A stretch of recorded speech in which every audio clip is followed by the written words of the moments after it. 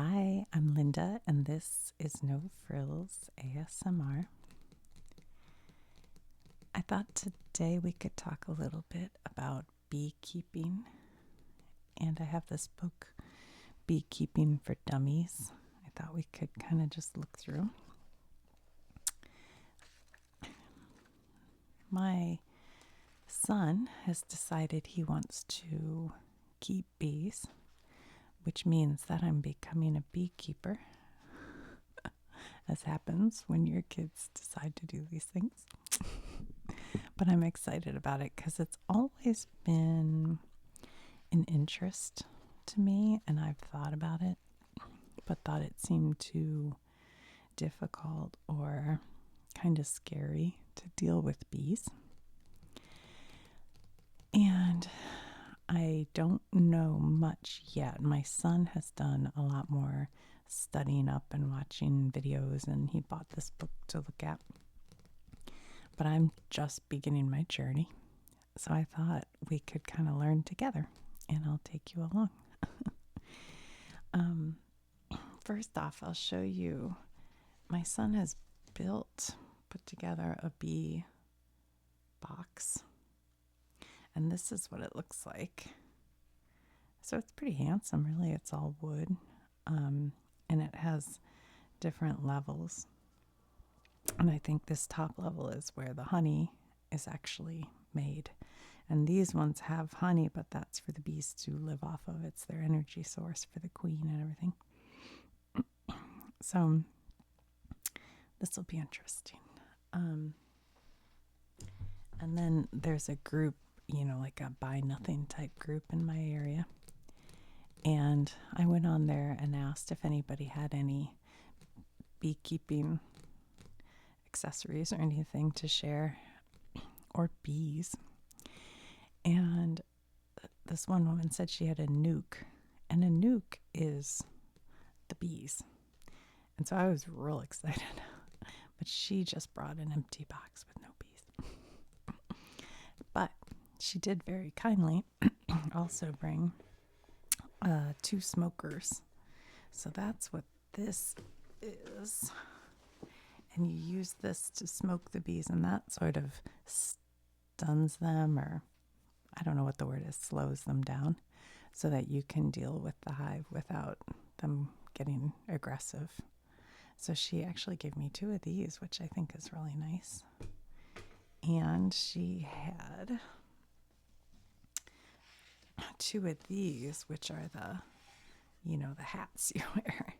So you put your head in here so you can look around without the bees getting in your face. So that's pretty helpful.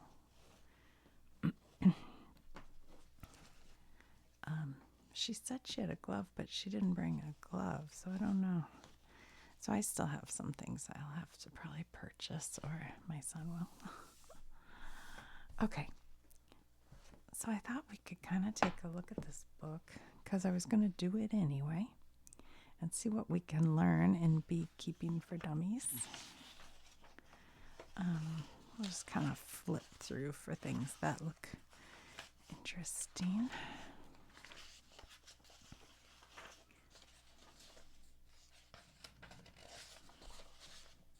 To be or not to be, that is the question. Is it nobler in the mind to suffer the slings and arrows? So if you're interested in Shakespeare, I have a video on Shakespeare called, what is it called? It's something from another musical, I forget. Oh, Brush Up Your Shakespeare. Anyway, okay. Discovering the benefits of beekeeping. Well, my benefit is that they will, first of all, we need more bees in the world, and so I want to care for the bees. I have had 2 hives come into my backyard, and wasn't a beekeeper at the time, and so I couldn't catch them. But apparently you can try to just attract a hive, and twice now I've had them come and they get on a branch, and it'll just be a bazillion bees just on the branch.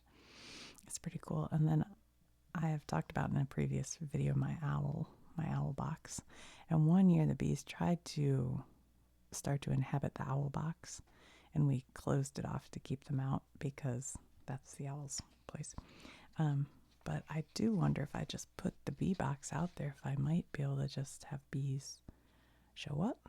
But I don't know how to do that. If you put sugar water or something, I don't know. Anyway, but so just having bees for all my plants and the neighbor's plants, I think is good. But then if I can get honey, that would be awesome. Because they say local honey is really good for allergies, for helping you with allergies. So that's kind of cool. Oh yeah, this zoning and legal restrictions. Where we are, you have to get a permit. You have to say where it is, and it has to be a certain amount of feet from the other property lines and closer to your house than their house. Like, there are all these, and it has to have where the bees exit, there has to be a wall to shoot them upwards. And you have to get a license from the Department of Agriculture, I think it is. So it is a little bit of work to do all that, but I think we're pretty good on that. We still have to have it okayed. Organic beekeeping, getting to know your honeybees, like a worker, a drone, and a queen. That queen bee. Yeah, queen bee, I think. I remember this from 2nd grade camp with my kids. But I think the queen is just a regular bee, but they decide to make her the queen, so they start feeding her the royal jelly, and then she becomes a queen. The round dance and the waggle dance. A worker, a drone, and a queen.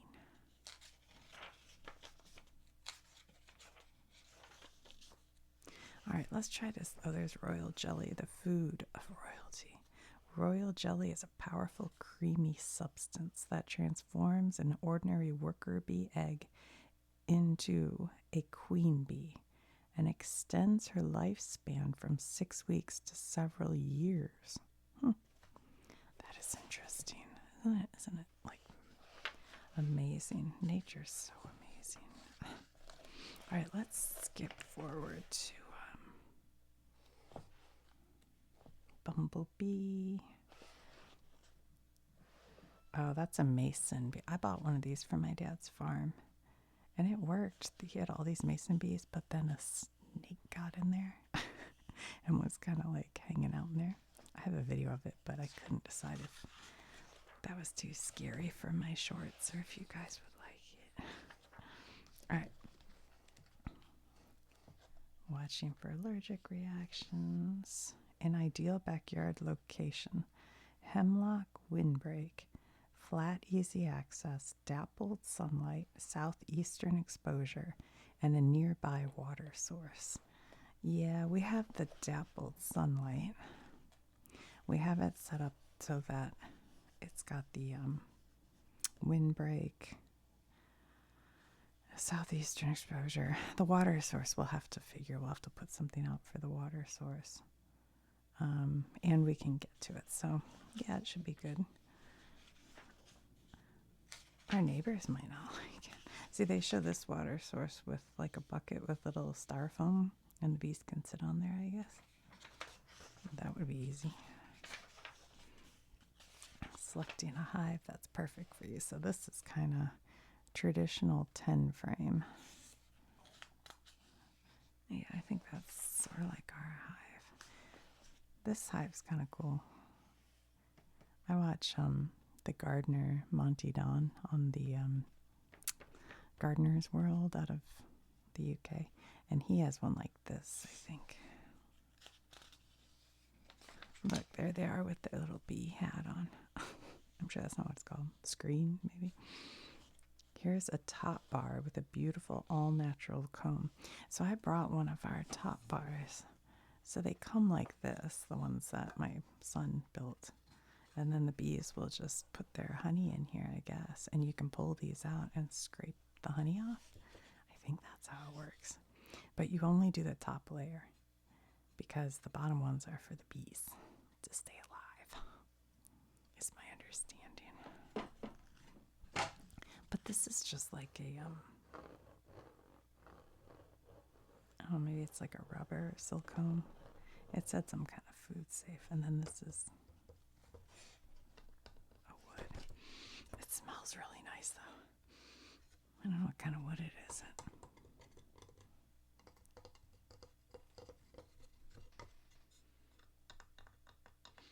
Oh yeah.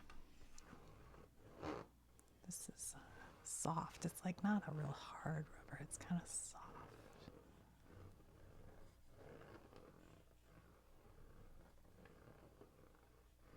So I guess they'll just put their honey in each of these little spots. See, that's what they're showing there.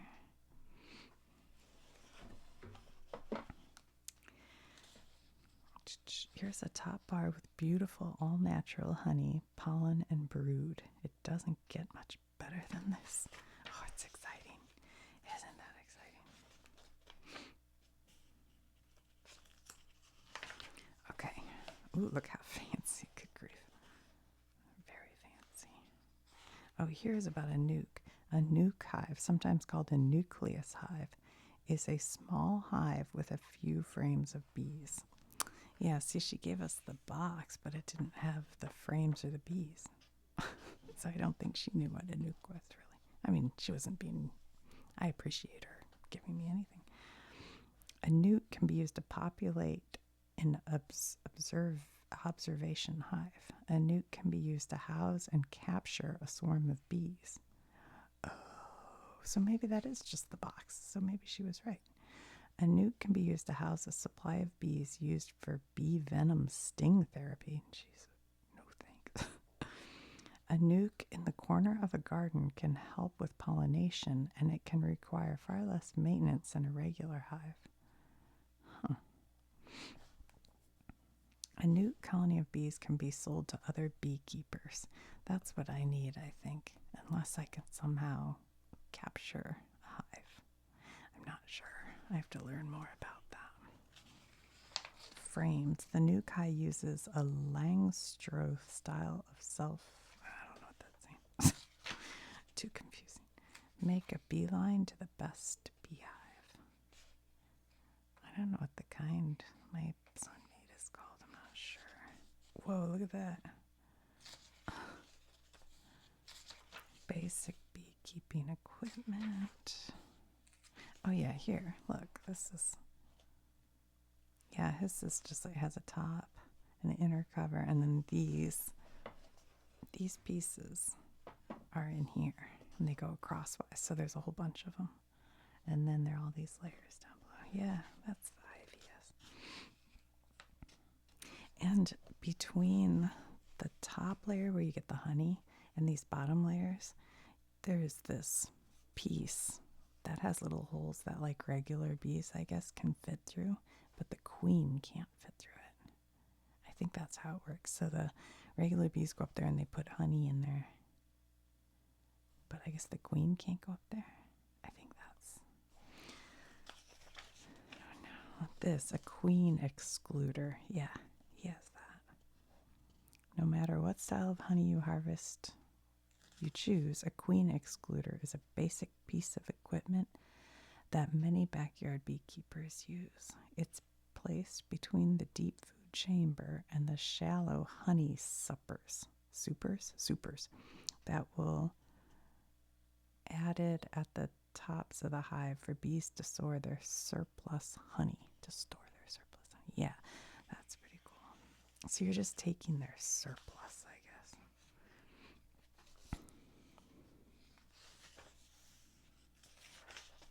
All right. Let's see. I know my son marked this page because he was showing me the kind of bees.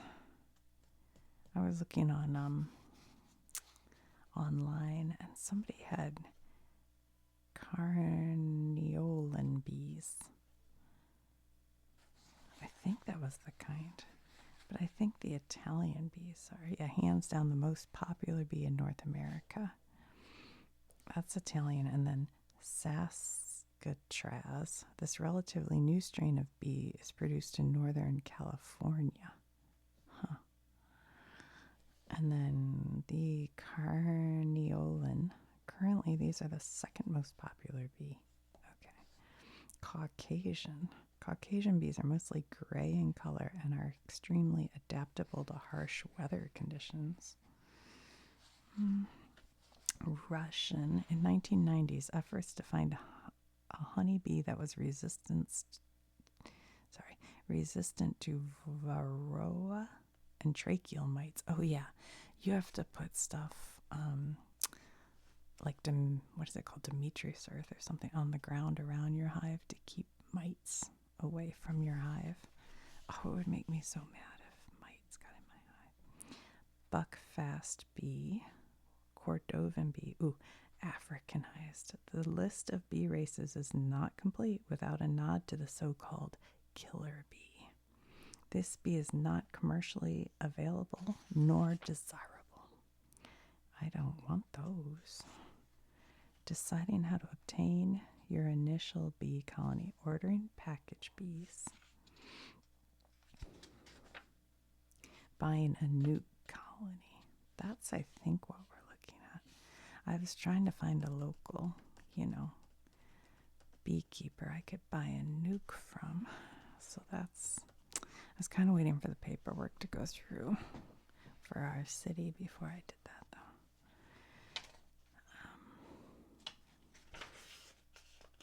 Capturing a wild swarm of bees. I'd like to do this. Here's an option where the price is right. Swarms are free, but I don't recommend this for first-year beekeeper. That's me. Capturing a wild swarm is a bit tricky for someone who has never handled bees, and you can never be sure of the health, genetics, and temperament of a wild swarm. In some areas, mostly the deep southern U.S., you face the possibility that the swarm you attempt to capture may be Africanized. Oh my gosh. My advice, save this adventure for year 2 and watch an experienced beekeeper capture a swarm first before trying it yourself. You may be tempted to get your first bee colony by transferring feral or wild bees from a tree hollow or from the walls of a building. After all, they are like a swarm, free. Resist the temptation. Any number of things can go wrong in moving bees from an established nest site. Oh, well, I'm telling you, twice we've had a swarm come into our yard and they just sit for a minute and they I wish I had a picture. If I do, I'll put it in the community section because I thought I took one, but I don't know where it is. But the swarm just sitting on a branch, I bet I could have caught them. I think I could. If I'd had the right, I don't buy this first time. You know me. I'd be like, I can do it. I bet you, I'd have to watch a video. You think if you just smoked a swarm like that and then got your box, I don't know. Obviously, I have no idea what I'm talking about. I've never done it. Picking a reputable bee supplier. Yeah,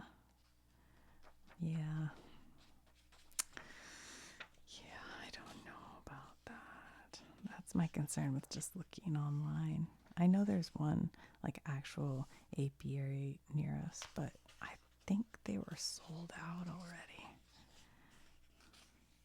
Bringing home your bees. Oh. Inspect the package closely. Make sure your bees are alive.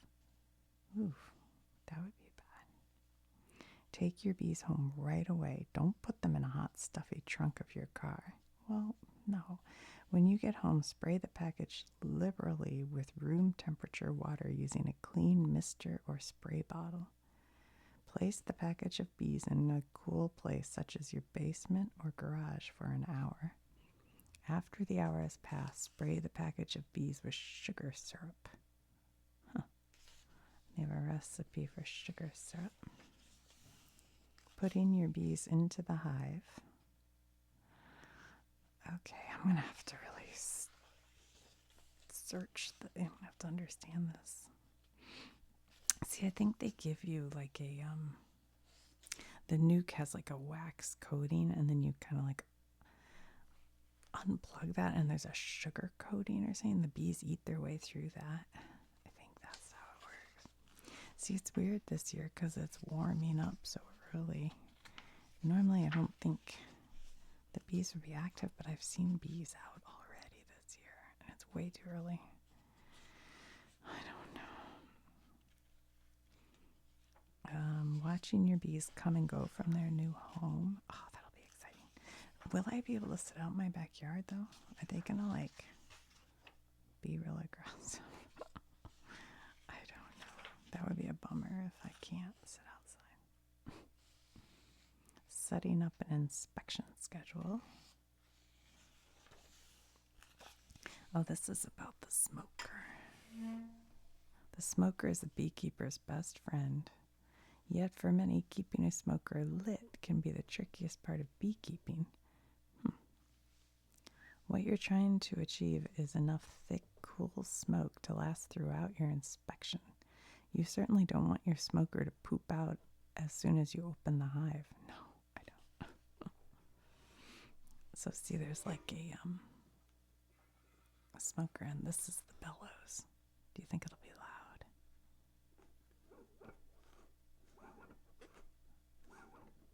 So that pushes air into there and poofs the smoke out here.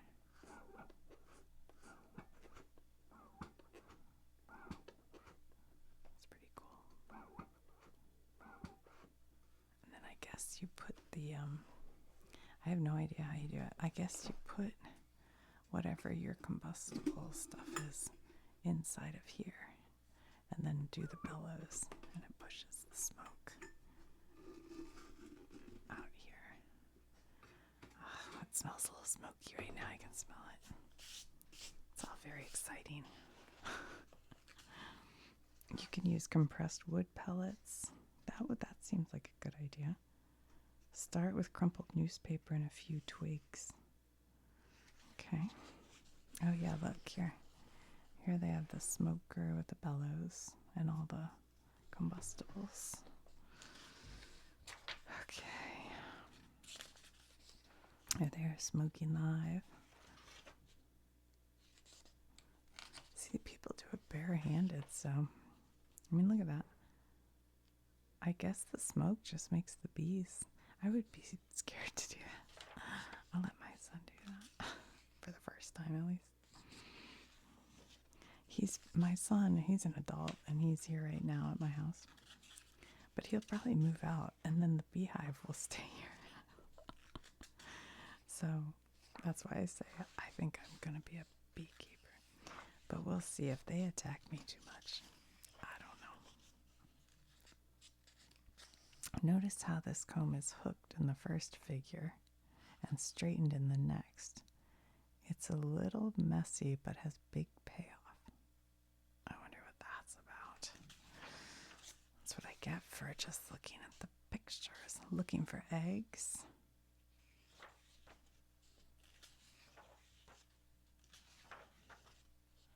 Different seasons, different activities. Lazy, hazy, crazy days of summer. Falling leaves point to autumn chores. Inspect your bees. Determine whether the bees have enough honey. That's right, they have to have enough honey to live through the winter. So sometimes in like February, you go and you give them some like simple syrup or sugar or something, to eat. If it's kind of a long winter, I think. I don't take chances regarding whether there is enough food in the pantry for winter. Even when there is ample honey, I provide emergency nutrition by placing sugar fondant on the top of frames. Oh, okay, that's good to know. All right. Providing a windbreak in winter weather if winter weather is really harsh. A mouse guard on the front entrance. Oh. Wrap the hive in a layer or two of black tar paper if your climate where the winter gets below freezing for more than several weeks. We used to have that, but I don't think we do anymore. Clustering in a winter wonderland. Oh, look, they have a recipe for the sugar fondant. Springtime commitment. This is going to be a lot of work, you guys. The Beekeeper's Calendar.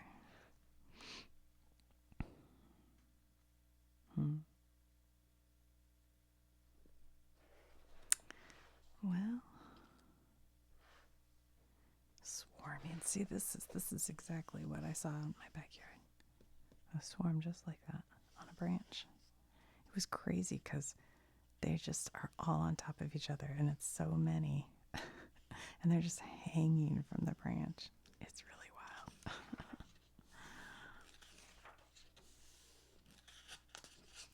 Replace your queen every season.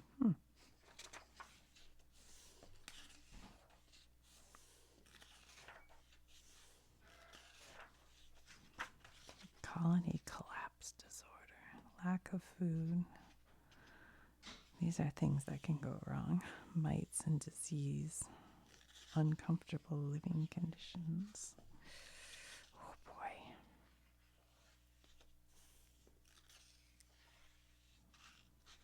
Alright, well, I still have a lot to learn, don't I? Ooh, what are these pictures?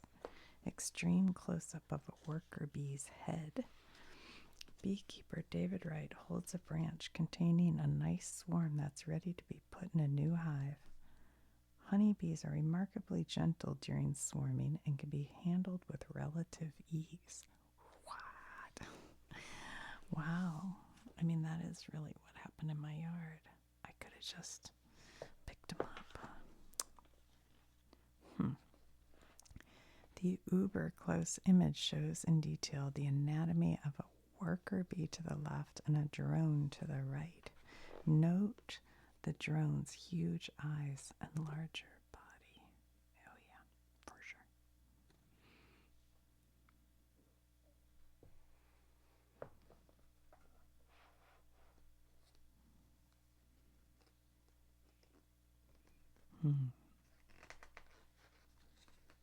Mead. Yeah. Wax moths can destroy honeycomb in a weak hive. Ooh, gross. I don't want those. Look at all that honey. Nice little kid helping him with the bees. Or her. Don't know. There's a woman wearing bees as a beard. I remember this picture from Ripley's Believe It or Not book as a kid. Huge pile of dead bees in front of this hive is a telltale indication of pesticide poisoning. Oh my gosh. That would make me so mad. I do have a jerk neighbor who might. I'm trying to keep it hidden.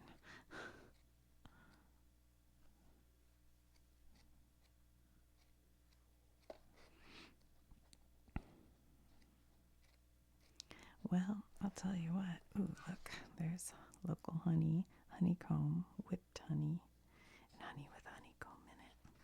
Chunk honey. I will report back if I get this to work. I'll let you know how it's all going. Honey, aroma, and tasting wheel. Huh.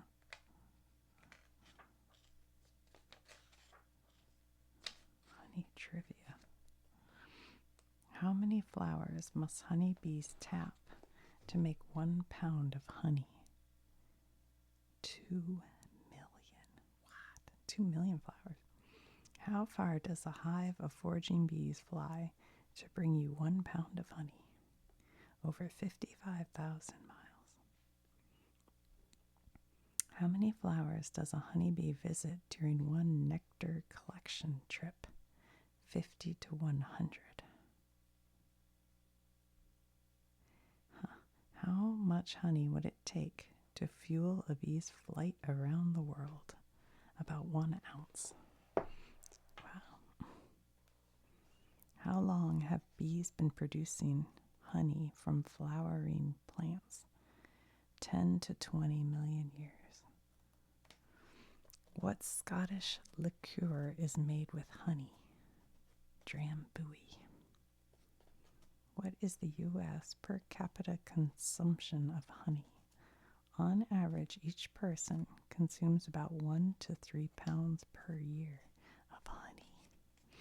I might, because I intentionally eat it, but I don't know if other people do. Interesting. Yeah, we still have a lot more to learn. I'm a little nervous because the last thing I'd want to do is have my hive fail. Like, I really want a good hive if I do it, so I don't know. They show you how to make, like, candles and so, oh, look, recipes. Huh.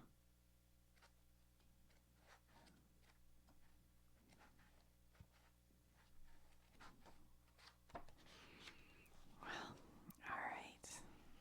I hope you guys enjoyed that. Like I said, when I learn more, I'll try to